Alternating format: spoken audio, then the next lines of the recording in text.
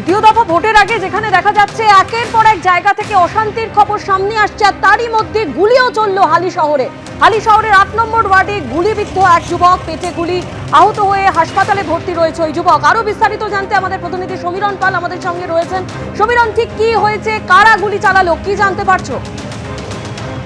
দেখো স্বর্ণালী, সন্ধ্যায় শুটআউটের ঘটনা ঘটেছে হালিশহর পুরসভার 8 নম্বর ওয়ার্ড খাসবাটি বারোয়ারিতে এলাকা। প্রসেনজিৎ মৌলিক, যার বয়স 29 বছর বলে তার পরিবারের সদস্যরা জানাচ্ছেন যে বাড়ির কাছে তাকে 3 জন দুষ্কৃতী এসে তার পেটে গুলি লাগে এবং গুলিবিদ্ধ অবস্থায় রক্তাক্ত অবস্থায় মাটিতে লুটিয়ে পড়ে। তাকে কল্যাণী জেএনএম হাসপাতালে নিয়ে যাওয়া হয়েছে।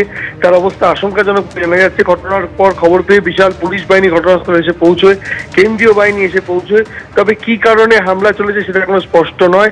3 জন দুষ্কৃতী এসেছিল, বিভিন্ন সিসিটিভি ফুটেজ খতিয়ে দেখা হচ্ছে কেন প্রসেনজিৎ মৌলিকের উপর হামলা চালানো হয়েছে। তবে আত্মীয়রা জানিয়েছেন যে সরাসরি রাজনীতির সঙ্গে যুক্ত না থাকলেও প্রসেনজিৎ মৌলিক তৃণমূলের সমর্থক বলে তার এক আত্মীয় জানিয়েছে। তবে কি কারণে হামলা, কারা হামলা চালালো সে ব্যাপারে এখনো পর্যন্ত অন্ধকারে পুলিশ। স্বর্ণালী, ধন্যবাদ সমীরণ।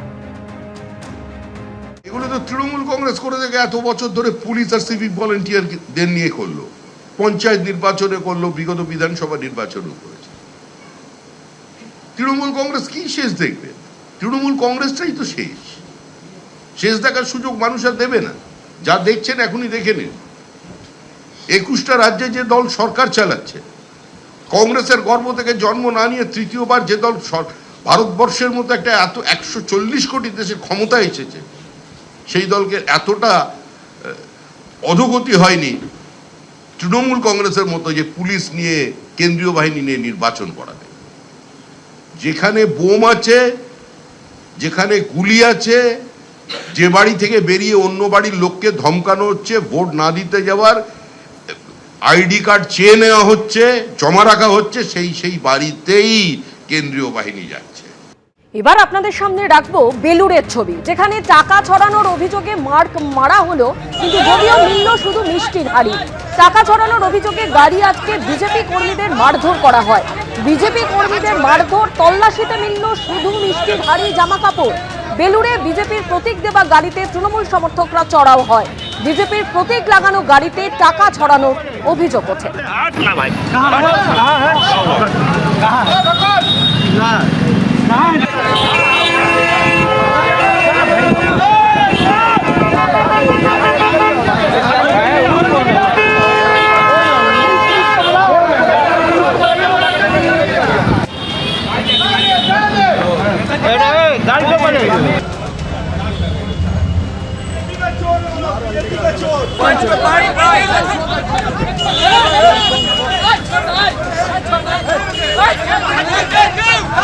ভোটের প্রচারে আক্রান্ত নির্দল প্রার্থী রাজন্না হালদার। সোনারপুর দক্ষিণের নির্দল প্রার্থী রাজন্না হালদার তৃণমূল কাউন্সিলরের স্বামীর বিরুদ্ধেই হামলার অভিযোগ। এলাকার সমস্যার কথা বলতেই মারধর করা হয়, আঙুল ভেঙে দেওয়ার অভিযোগ।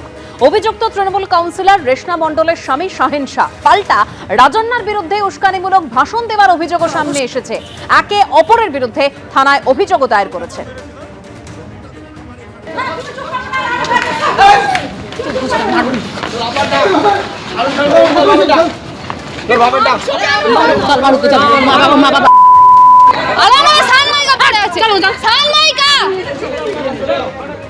দীপিকা দি আমাকে কথায় কথায় বললো যে জানো দিদি, আজ 3 দিন হয়ে গেল কাউন্সিলরের কাছ থেকে একটা সার্টিফিকেটে সাইন লাগবে আমার ছেলেটার।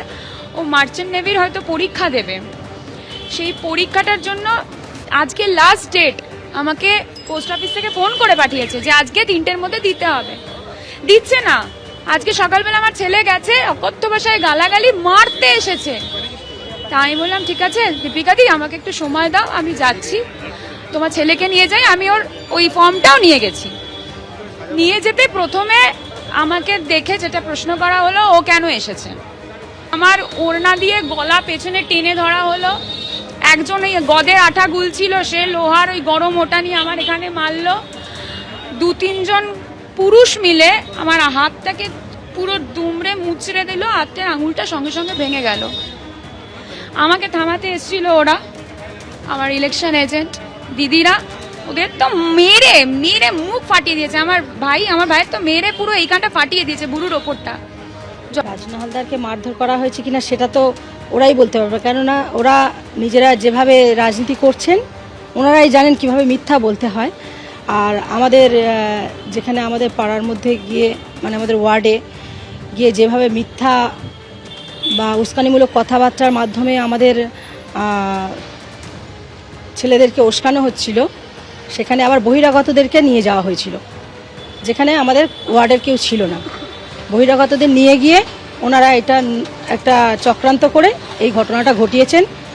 এটা আমরা পুলিশ তদন্ত করছে, আমরা থানায় জানিয়েছি, পুলিশে ইসিআইতে জানিয়েছি, ওনারা দেখুক, তদন্ত করুক, যেখানে ওনারা আইনি ব্যবস্থা নেবেন। তার হ্যাঁ, অবশ্যই আমাদের ছেলেদেরকেও মারধর করা হয়েছে উস্কানিমূলক কথাবার্তা বলেই। যখন তারা প্রতিবাদ করতে যায় তাদের উপর চড়াও হয়েছেন। তারপরে আমাদের মহিলারাও ছিলেন, তাদেরকেও কিল ঘুষি মানে লাথি যে যেরকম পেরেছে ওনারা। আজকে সোনারপুর দক্ষিণের অন্তর্গত ২৬ নম্বর ওয়ার্ডে যে ঘটনা ঘটলো, এটা অত্যন্ত নক্কারজনক একটা ঘটনা। ইলেকশানে যে কেউ দাঁড়াতে পারেন, কেউ দলের হয়ে দাঁড়ান, কেউ নির্দল হয়ে দাঁড়ান। আজকে সোনারপুর দক্ষিণের নির্দল প্রার্থী রাজন্না হালদার, তিনি ২৬ নম্বর ওয়ার্ডে তিনি গেছিলেন, প্রচারে গেছিলেন, সমর্থকদের সঙ্গে দেখা করতে গেছিলেন।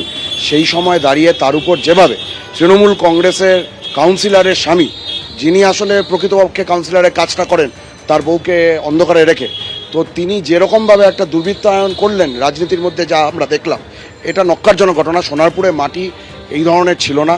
আজকে এই তৃণমূল কংগ্রেস যে ধরনের একটা ঘটনা ঘটাচ্ছে, গোটা সোনারপুরকে কলুষিত করছে।